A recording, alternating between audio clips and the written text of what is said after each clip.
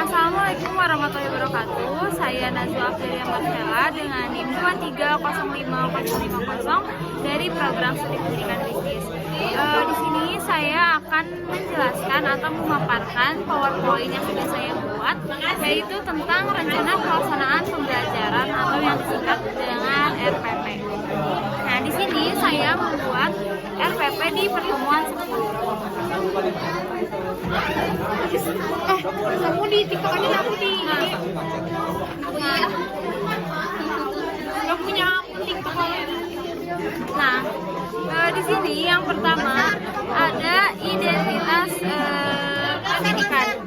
Nah, untuk identitas pendidikan sendiri, yang pertama di sini ada nama institusinya, yaitu Universitas Pendidikan Indonesia. Lalu mata kuliahnya ada pada perencanaan pembelajaran pendidikan bisnis. Untuk kelas atau semesternya, di sini kita di kelas B dan semester 4. Selanjutnya ada tahun ajaran, kita di tahun 2025-2026. Lalu ada juga kita di pertemuan 10 dan materi pokoknya yaitu integrasi metaverse sebagai ruang pembelajaran virtual. Nah, yang terakhir ada alokasi waktu. Untuk alokasi waktu pada pertemuan 10 yaitu 3 dikali 50 menit, jadi 150 menit pada satu pertemuan.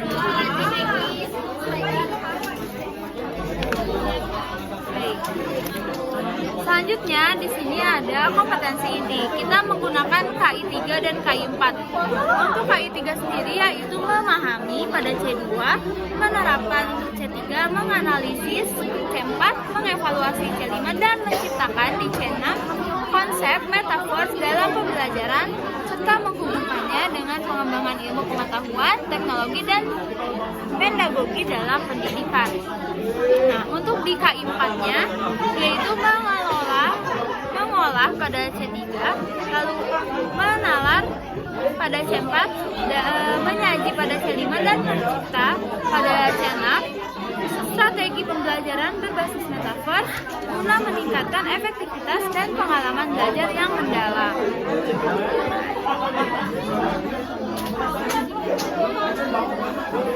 Selanjutnya, di sini kita ada tabel kompetensi dasar dan indikator pencapaian. Nah, yang pertama pada kompetensi dasar untuk 3.10 yaitu memahami konsep metaverse dalam pembelajaran virtual. Lalu pada 4.10 menganalisis implementasi metaverse sebagai ruang pembelajaran.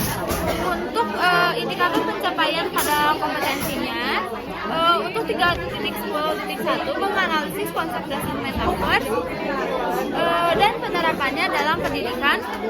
Lalu 3.10.2 mengevaluasi manfaat dan tantangan dalam mengadopsi metaverse sebagai ruang pembelajaran. Untuk 3.10.3 merancang skenario pembelajaran berbasis metaverse yang inovatif. Nah, lalu ada 4.10.1 menganalisis bagaimana metaverse dapat mendukung pembelajaran kolaboratif dan impresif. Lalu ada 4.10.2 mengevaluasi integrasi TAPCK dalam lingkungan metaverse.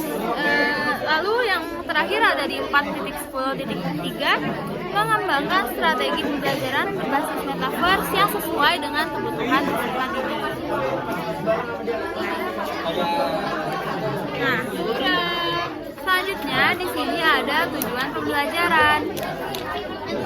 Yang pertama, tujuannya itu adalah mengingat kembali konsep dasar metaverse dan penerapannya dalam pendidikan melalui diskusi kelas dengan tingkat pemahaman minimal 85%. Lalu yang kedua, menganalisis studi kasus implementasi metaverse dalam dunia pendidikan dengan membandingkan beberapa model penerapan hingga menemukan solusi terbaik dengan kecepatan minimal 80%. Lalu yang ketiga, merancang skenario skenario pembelajaran berbasis dengan tingkat keberhasilan minimal 90%. Lalu yang keempat, mengaplikasikan teknologi metaverse dalam simulasi pembelajaran virtual dengan efektivitas minimal 75%. Nah, baik, selanjutnya di sini ada media dan alat belajar. Untuk medianya sendiri, di sini kita menggunakan PowerPoint, lalu ada internet, Canva, kuis online, dan video edukasi. Nah, untuk alat belajarnya, kita menggunakan laptop, proyektor, papan tulis, dan terakhir ada sumber belajar. Kita menggunakan buku dan jurnal terkait metaverse. Lalu kita juga menggunakan studi kasus implementasi metaverse dalam pendidikan.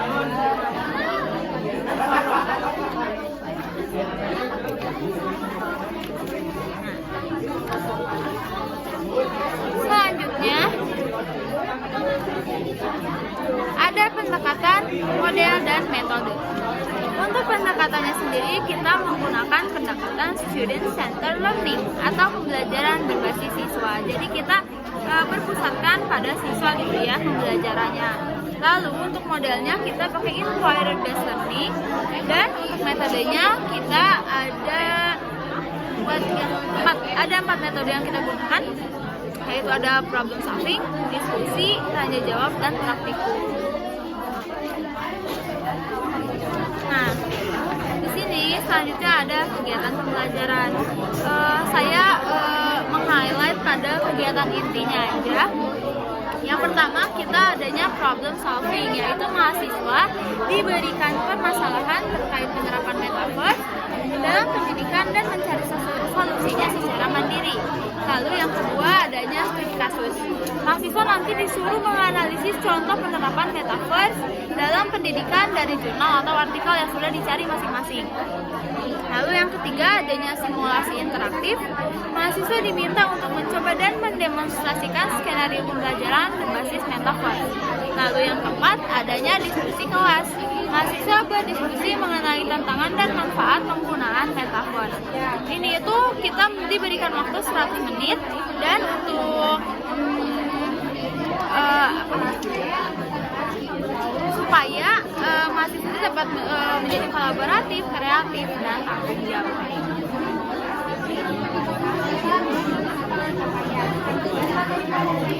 Baik, di sini ada aspek penilaian, ada tabelnya. Untuk kolom pertama ada nomor, lalu ada nama siswa. Aspek yang dinilai di sini ada pemahamannya maksimal 25, lalu ada penyampaian maksimal 25 juga, ada penampilan maksimal 25, dan data bahasa maksimal 25. Jika ini sempurna, maka hasilnya akan 100.